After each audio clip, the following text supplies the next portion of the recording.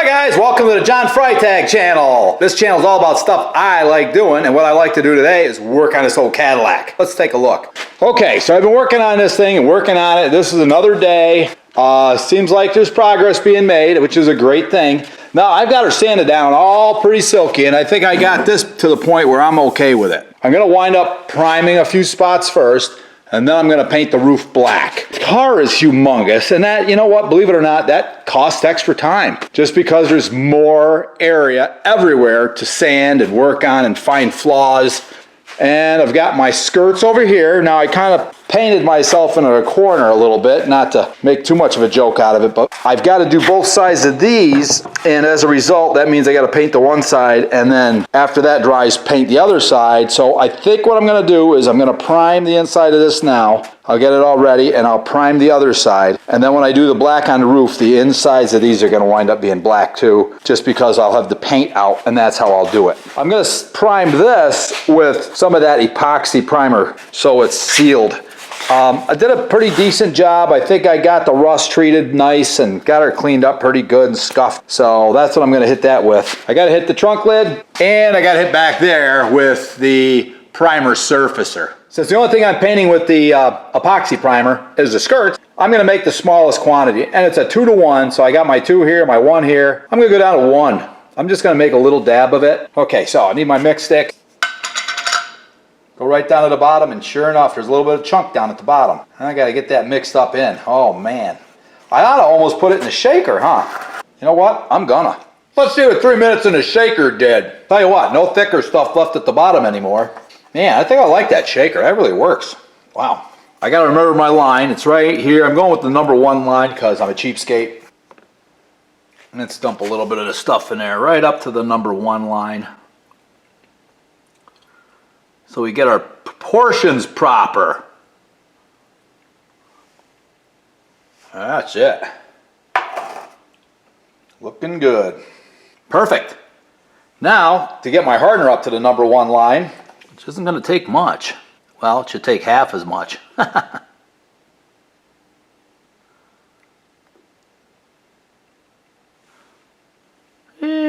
Touch more. Good enough. Oh, here we go, mixy mixy.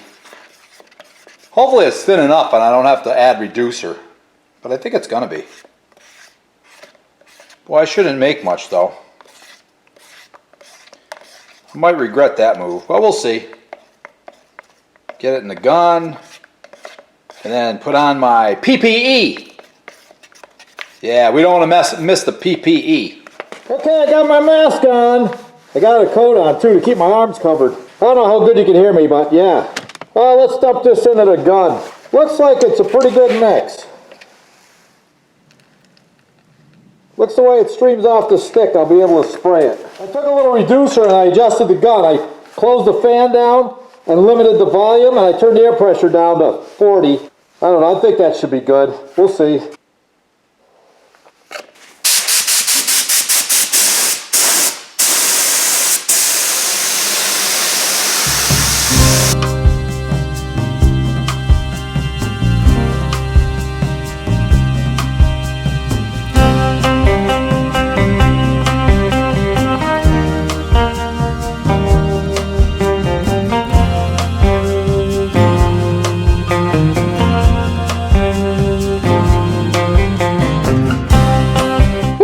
More sanding on the old Junkyard Caddy. So anyway, I just want to say this Kirker primer, it's a primer surfacer from Kirker.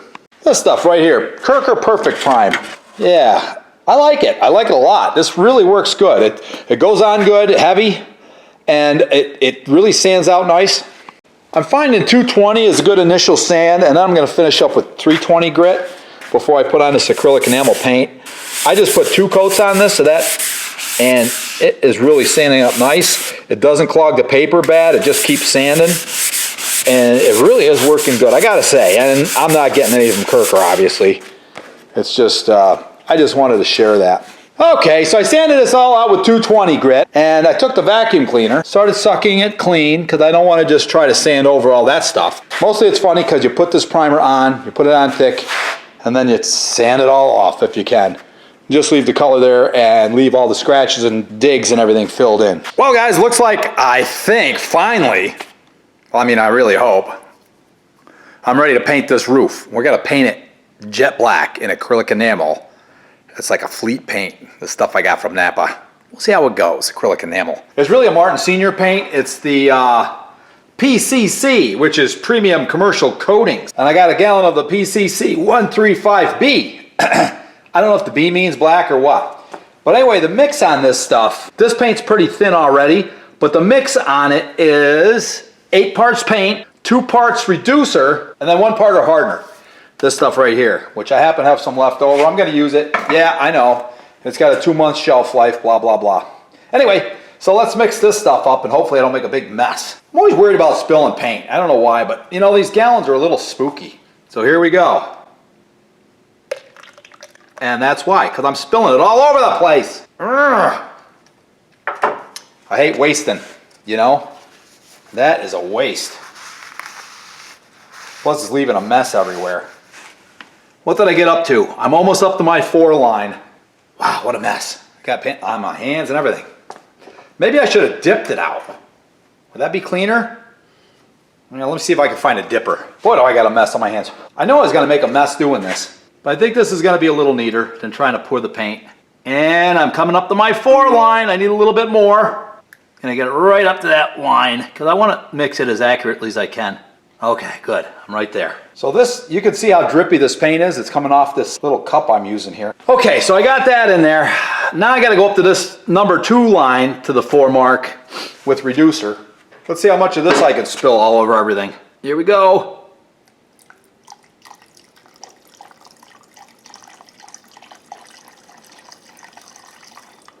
Oh, that was pretty good. I think I did okay. Now I'm not going to start mixing it yet, because if I do, the paint's going to go up over my next line, which tells me how much hardener to put in it, and I don't want to do that. Guess how I know? I've already done it once before. It drove me nuts. Boy, it doesn't take much.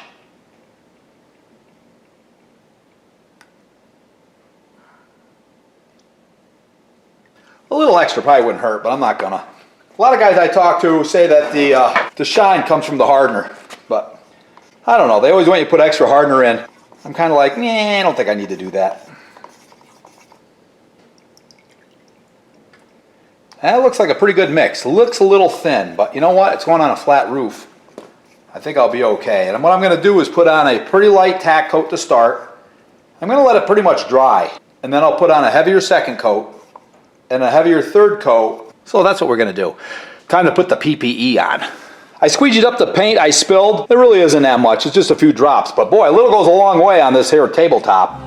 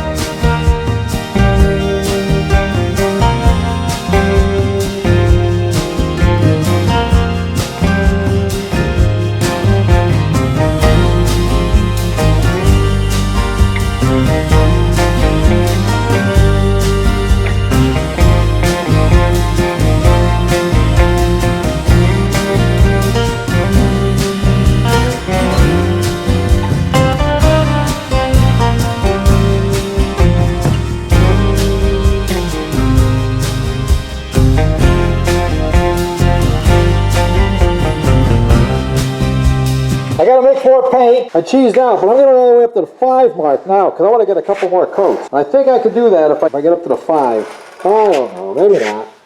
I wish I had a bigger cup. There we go, I got it. I'm going to hold off on hardener until I'm ready to spray in about 15 minutes.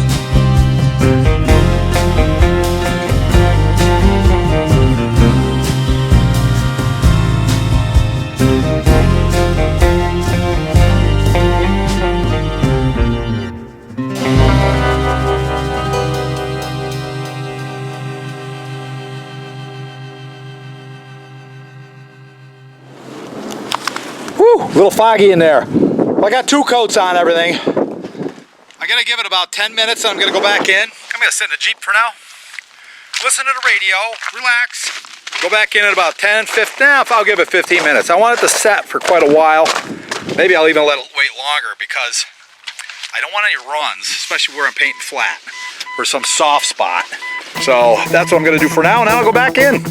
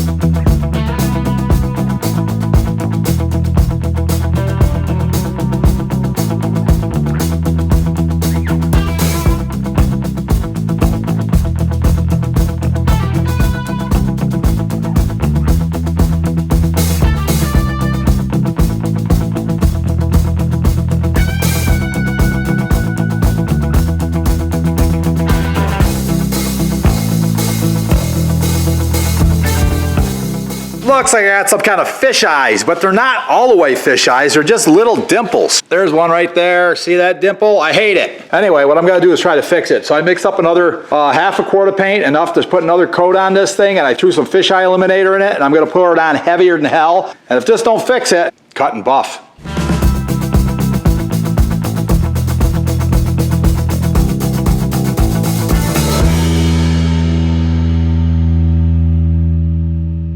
Okay, so that was a disaster. It's even more orange, peely, and horrible looking. And then on the other side, it just, oh, it's awful. That's a disaster. Look at it. Looks like it's got freckles or something.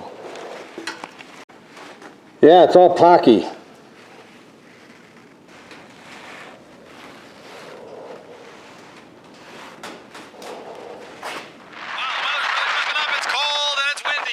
I'll tell you what, that paint job's a disaster. I'll cut it and buff it, and that'll clear all that mess up, but damn, that's an extra job. I want it to lay on smooth and nice and be done.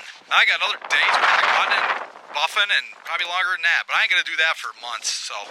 Next step is gonna be to paint the whole car, and hopefully it don't do the same thing. If it does, I'll scream. If it does, I don't know what I'll do. I'll just have to, well, I'll have to fix it, obviously, but kind of a mess. It's starting to look like that one heavy spot I did is laying out flat. So I'm gonna do the rest of it. I've already got it mixed. I might as well spray it on. It looks like it's laying flatter than it was. So I'm gonna spray the whole thing with that and see what happens by tomorrow. It might lay out. I've added more reducer to it. The sad part is where I've got it nice, like right here, it is gorgeous. It's perfect. I would not have to sand it. I would not have to anything. It is just beautiful candy. So what is that junk up top? Some dust or junk blew into it. I could be not happy. Look at this side. Look, it's just gorgeous. You can see me in it. It's a shine gloss, beautiful. So what I'm gonna do is hit it again, only with a thin mix. I put that fisheye preventer in it. We're gonna see what happens. It's better. I poured on a bunch of thinned out paint with that fisheye eliminator in it. It's still not great. It's settled out enough to where it'll be easier to sand out. So if I gotta sand it out, I'll sand it out. Would have been really nice if it wasn't for those damn pocks, and they look like fish eyes, really. Usually, anytime I've seen fish eyes in the past, there's one right there. Yeah, you can, well, there's a bunch of them. I can see them in the camera better than I can see them by eye. So you see what I'm talking about there. But usually a fish eye, there won't be any paint in the center of it. So this is something a little different. Not sure what exactly, but this is what you run into when you're not a pro. Well, you don't have to go to work, go to fight with this stuff every day. You know what's what exactly, and you know how to fix it usually. So I can fix it the long way around. I mean, if worse comes to worse, sand it out and maybe just shoot another quick coat over it. Try that, or sand it out and buff it.